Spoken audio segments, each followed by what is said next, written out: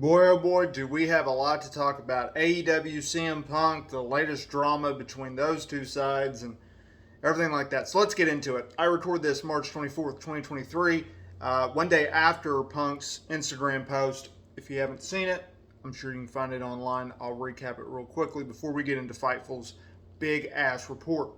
Punk went to Instagram. He saw evidently what Dave Meltzer had written on the message boards about, whether it would be the message boards or whether it was about Meltzer's rant about whether or not AEW should bring him back on Wrestling Observer Radio. Either way, he took to IG. He called Dave Meltzer a liar. He called Chris Jericho a liar and a stooge.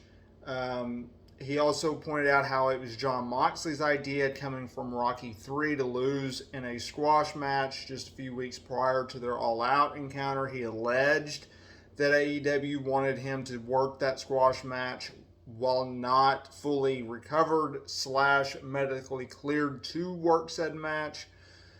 Whew. But he ended up deleting it.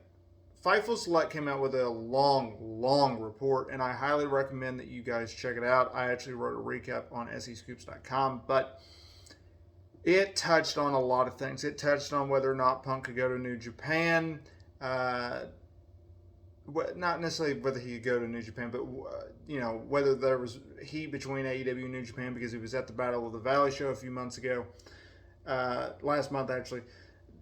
The report stated that Punk had talks or had several meetings with Tony Khan following the brawl. They were supposed to have one as recently as mid-February, but for whatever reason, and take this for what it is, but evidently the meeting was delayed due to Jerry Jarrett's funeral. I don't know why you couldn't reschedule that. Whatever.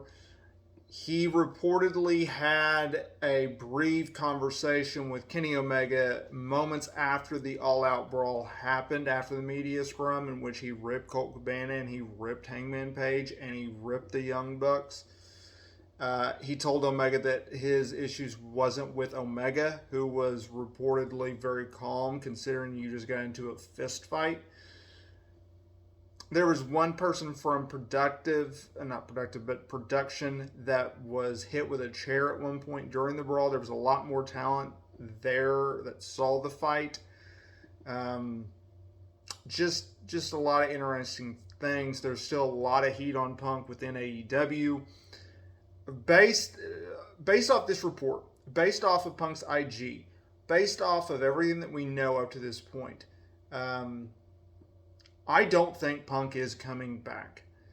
You got to keep in mind that this report also stated that one person was under the belief that while Punk wanted AEW to buy out his contract months ago, that he would reportedly be open and even suggested that, he wants to come back.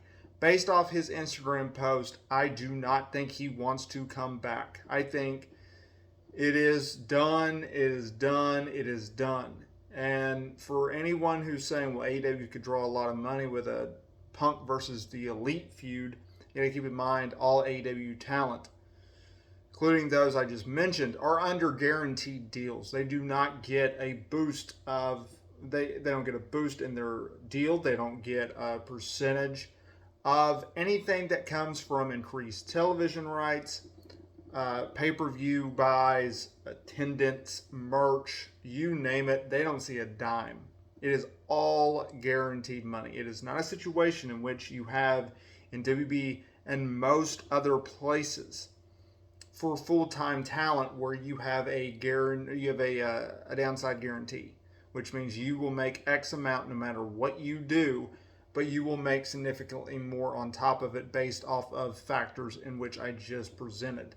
So, I don't think he's coming back, but it's a wrestling business. Who knows?